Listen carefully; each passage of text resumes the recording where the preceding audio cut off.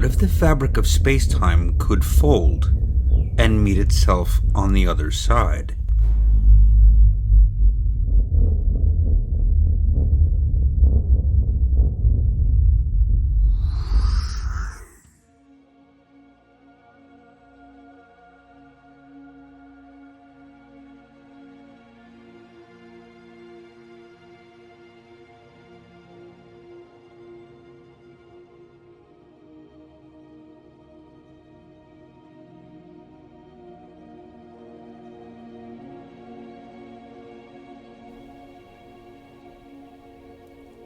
In 1935, two of the greatest minds, Albert Einstein and Nathan Rosen, stitched together a solution so strange it looked more like science fiction than geometry.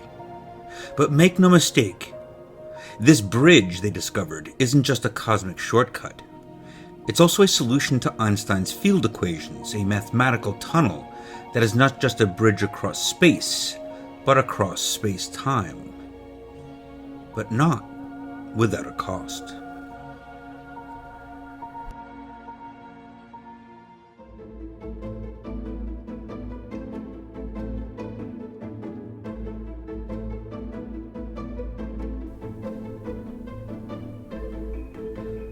In their 1935 paper, The Particle Problem in the General Theory of Relativity, Einstein and Rosen were attempting to build a geometric model of a physical elementary particle that was everywhere finite and singularity-free.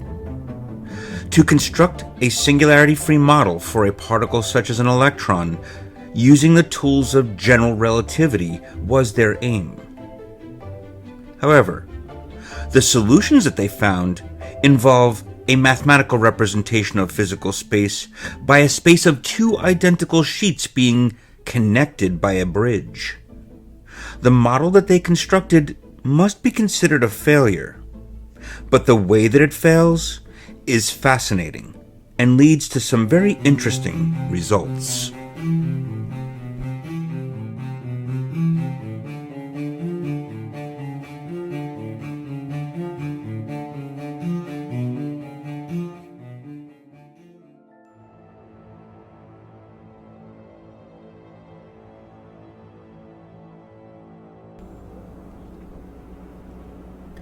In the original 1935 paper, the Einstein-Rosen bridge was derived from the Schwarzschild solution. Again, their aim was to construct a singularity-free model of a particle, like an electron, using the pure geometry from general relativity. Their method was to create a new coordinate. R is equal to the root of u squared plus 2m, where r is greater than or equal to 2m, and the metric becomes symmetric under a change of u to negative u, creating a mirror universe.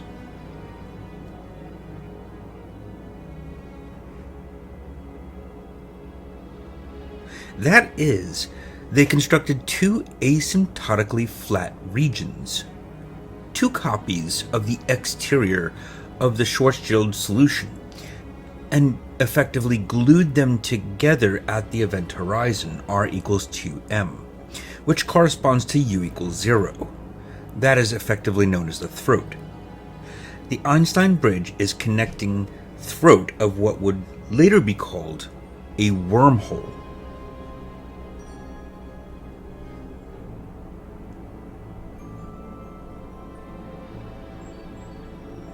Einstein and Rosen found two specific types of Einstein-Rosen bridges. One neutral bridge they constructed together, and a quasi-charged version which Rosen constructed later on. These bridges are easily generalized, and although the schematic for an ER bridge is shown here, this is a black hole in disguise. The region outside the event horizon is covered twice, while the region inside the event horizon is removed.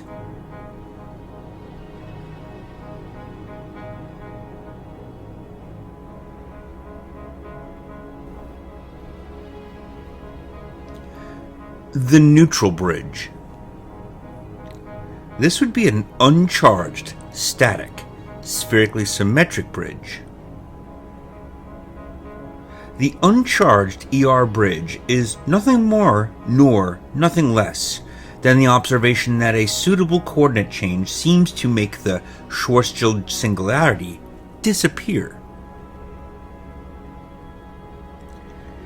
At the time of Einstein and Rosen writing this paper, the notion of a coordinate singularity versus a physical singularity had not yet been clearly separated in physicists' minds.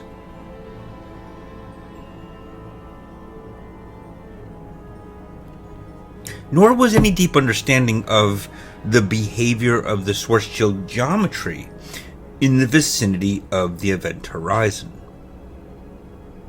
To many physicists, the horizon was the singularity.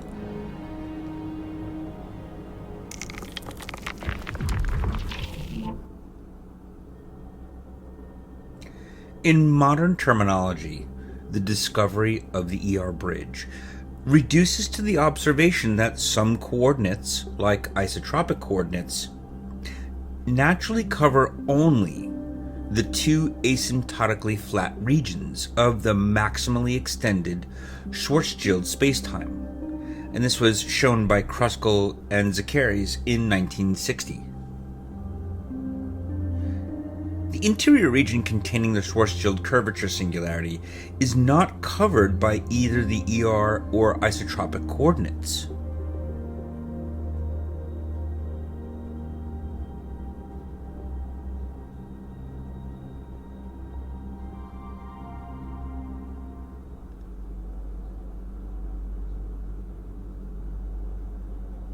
Now we have to take a pause to discuss units and natural scales.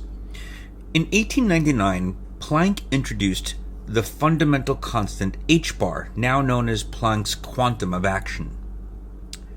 Planck's constant was introduced as a way of parametrizing what was, at that stage, an ad hoc mutilation of the spectrum of black body radiation.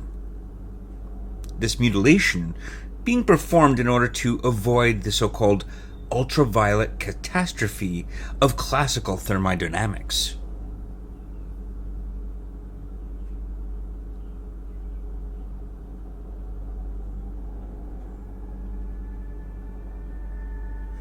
It became immediately clear to Planck that by using suitable algebraic combinations of the constants h-bar, c the speed of light, and g the gravitational constant, it was possible to define natural units of mass, length, and time, now known as the Planck mass, the Planck length, and the Planck time, respectively.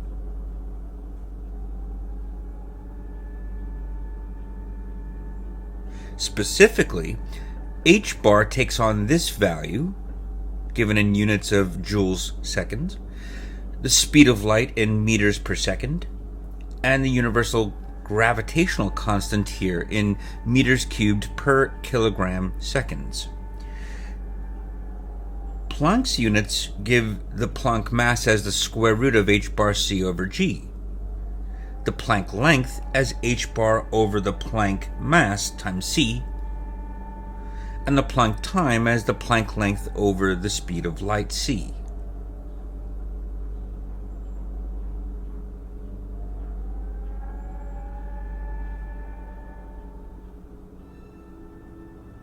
Now, at this stage, of course, this is nothing more than algebraic numerology. The physical import of these particular values is far from clear. The Planck scale has deep physical significance for the questions in terms of quantum gravity, as well as studying wormholes.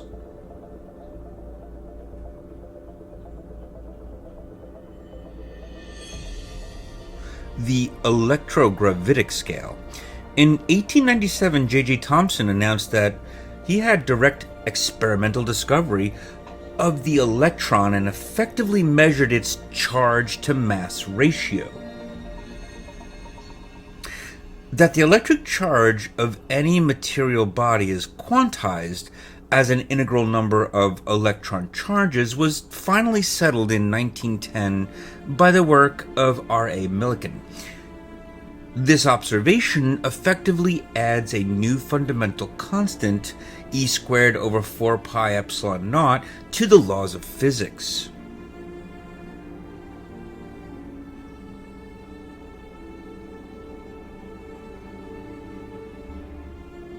So, in a manner entirely analogous to that used to obtain the Planck units, it is possible to combine this new fundamental constant with C and G to construct completely classical natural units of mass, length, and time. Taking the modern value of the electric charge in coulombs to be here, we construct this new value in terms of joules times meters.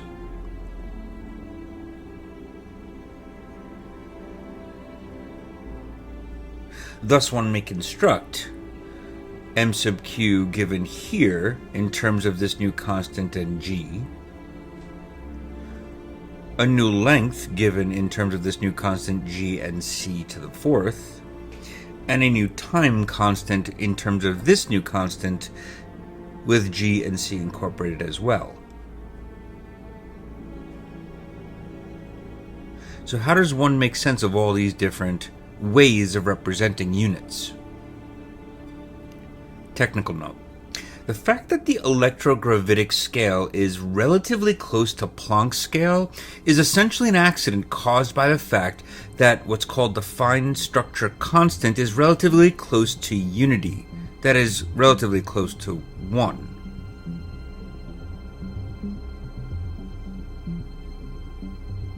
The classical unit of action given here by e squared over 4 pi epsilon naught c is given by alpha h bar, where alpha is the fine structure constant given to be approximately 1 over 137.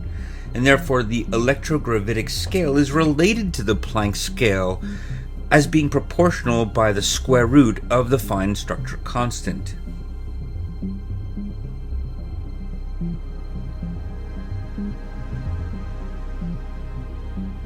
And an example of the utility of the electrogravitic scale is interpreting the charge radius of the Reissner-Nordström solution for a charged black hole, RQ being given here in terms of the units, where we can define z sub e and z sub m as dimensionless numbers as the ratio of these charged units.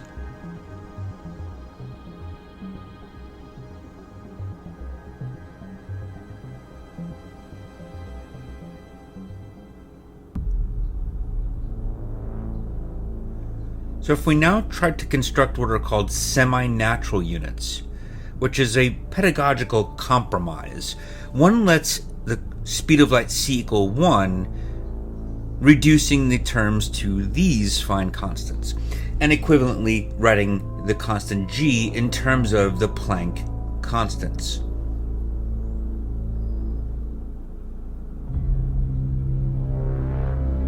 Some other useful conversions are what are known as geometrodynamic units, where we allow c and g to be taking on the value of 1, simplifying the Planck units to equal each other as the square root of h bar.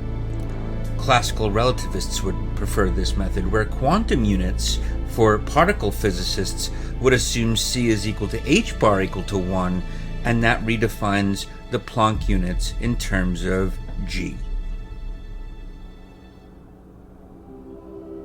So the modified Planck units would have c equal h bar equal g equal 1, letting the Planck units all be equal to unity.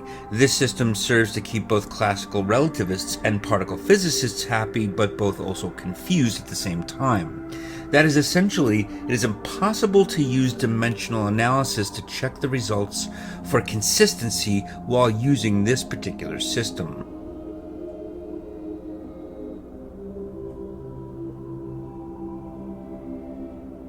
However, this system works because, for suitable exponents alpha, beta, gamma, and a, b, c, all most interesting physical quantities, let's call them x, are dimensionless multiples of the exponents of these constants.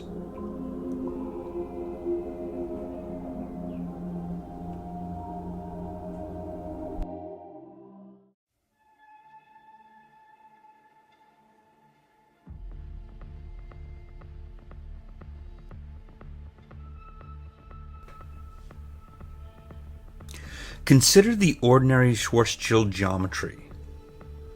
Adopting the geometrodynamic units, ds squared is given by this expression.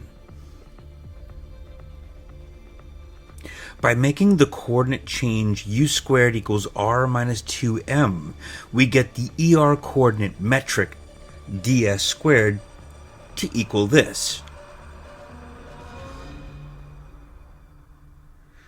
And u ranges over all real numbers.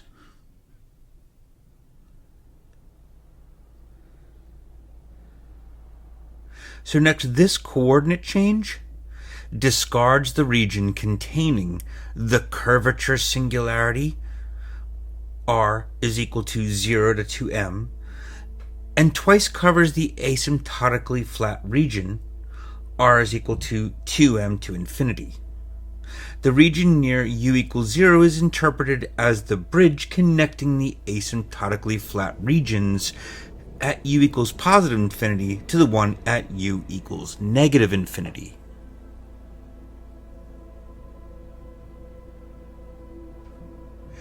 In order to justify this, consider a spherical surface, defined by taking the u coordinate to be a constant. The area of this surface is given by the expression 4 pi times 2m plus u squared squared. And this area is a minimum at u equals 0, with that minimum area being given by 4 pi times 2m squared. One defines the narrowest part of the geometry as the throat, while the region nearby is called the bridge, or in modern terms, the wormhole.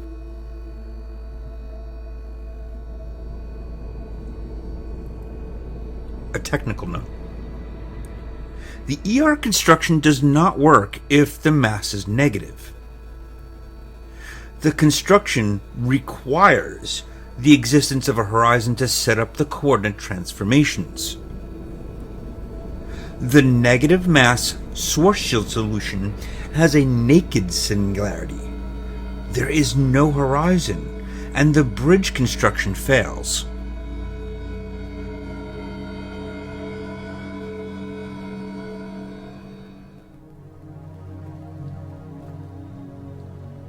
You see, a naked singularity is any curvature singularity that does not have an event horizon surrounding it.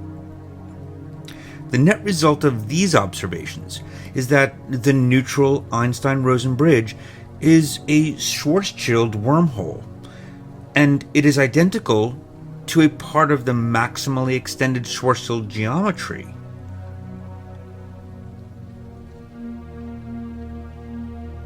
And what does that mean?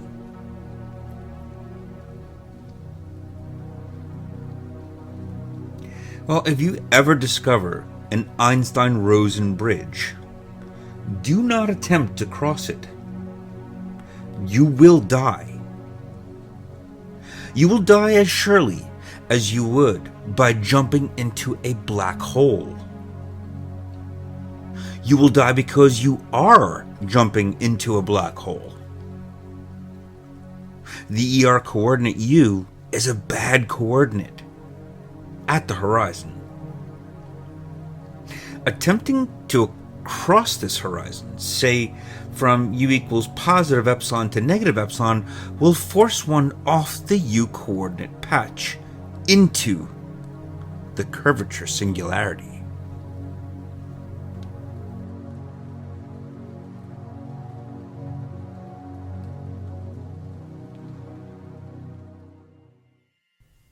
This is not obvious. A full and careful technical discussion of this phenomenon requires one to invoke the Kruskal-Zacchaeus maximal analytic extension of the Schwarzschild solution. Kruskal diagrams reveal a richer structure to curved spacetimes.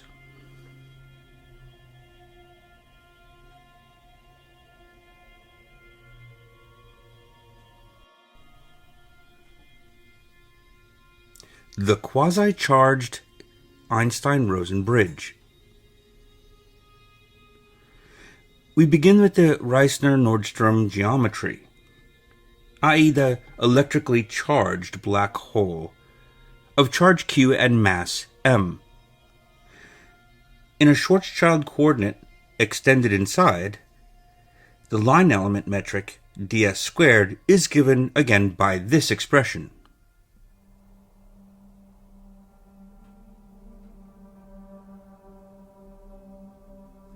Now, to make this bridge work, Rosen found that he had to reverse the sign of the electromagnetic stress energy tensor. And that is in order to make energy density in the electromagnetic field become negative. Thus, the mutilated geometry isn't quite the Reissner-Nordstrom geometry.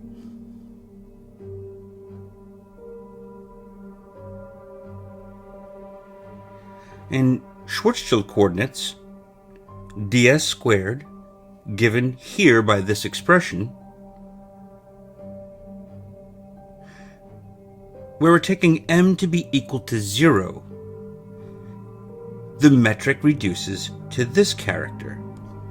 And with m equals 0, the coordinate change u squared equals r squared minus epsilon squared over 2 results in the metric element ds squared given here in a simpler form. And this is a very peculiar geometry, to say the least.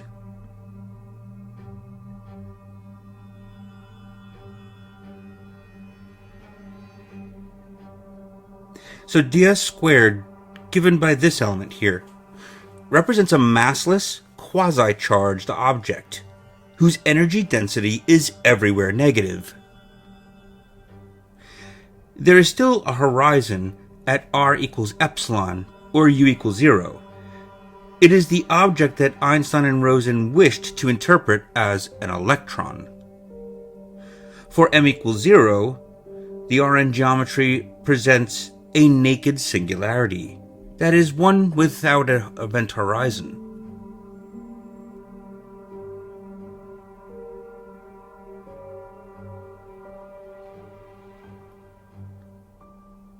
And if it has no horizon, so no bridge construction is made possible, the maiming of the theory here, where q squared is changed to negative epsilon squared, is made merely to avoid the appearance of a naked singularity. That is, this corresponds to a purely imaginary electrical charge value.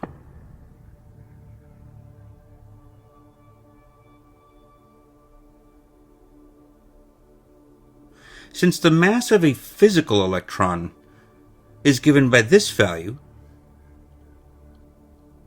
while in geometric dynamic units we have this value, one has the mass to charge ratio being given to the order of 10 to the negative 22. It is clear that allowing for the effects of a non-zero electron mass is not sufficient to fix the problem.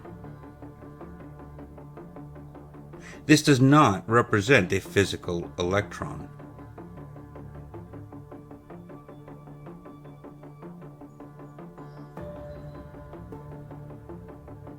If one asks, what is the gravitational field of a single, isolated, elementary particle, one gets a very strange result. Since elementary particles are characterized by their mass, their electric charge, and spin angular momentum, one might be tempted to use the Kerr-Newman geometry, which generalizes the Rn geometry to a rotating system. But in that system, it involves relativistic frame dragging, making the math a lot more complicated.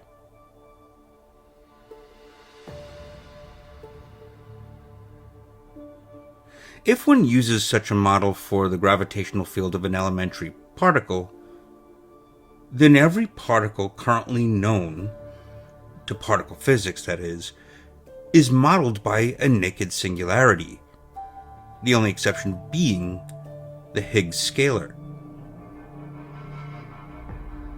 And if one adopts the Kerr-Newman geometry seriously, then particles with spin are modeled by a rotating ring singularity, whose radius is of the order of the particle's Compton wavelength, given here as h bar over mc. Thus, a naive application of general relativistic ideas seems to predict internal structure for elementary particles.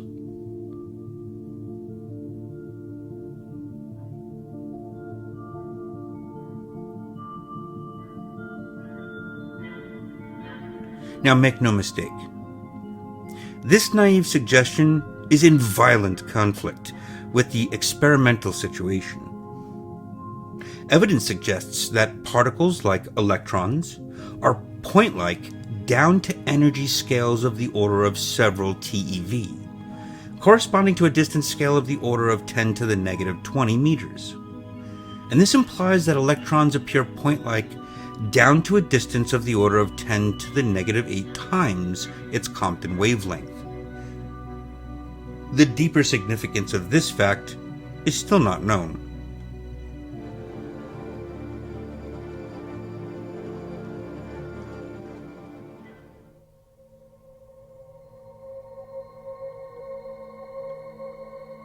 The generalized bridge.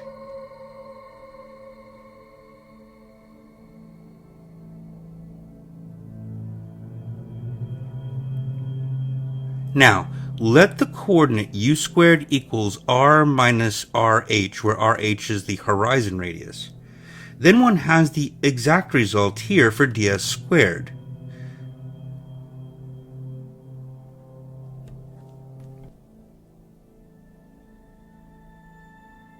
In this characterization, b of r, or b of rh plus u squared, is the horizon function. In the region where u equals 0 is the bridge connecting the two asymptotically flat regions near u equals positive infinity to the region near u equals negative infinity. Near the bridge, or the horizon, one has r approximately equal to the radius of the horizon, and u horizon is approximately 0, so we can simplify the form of the metric line element. And this metric is qualitatively of the same form as the neutral and quasi-charged bridges.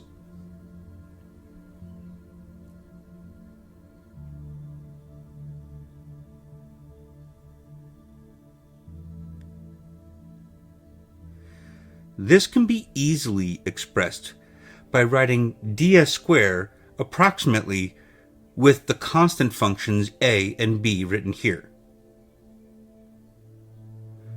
And what this shows is that the key ingredient of the bridge construction is merely the existence of a horizon. For completeness, note that for far away from the bridge, where u goes out to positive infinity, asymptotic flatness implies that phi of r goes to 0 and that the horizon function goes to 2m.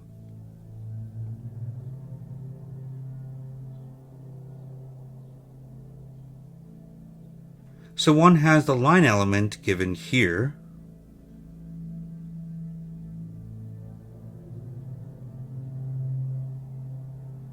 which again is very similar to the ER form.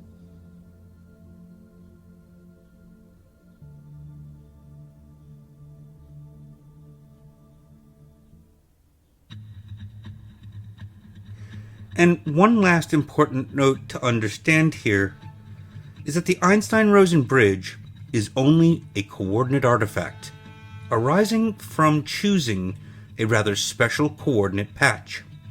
A patch which is defined to be a double cover of the asymptotically flat region, exterior to the black hole, to its event horizon.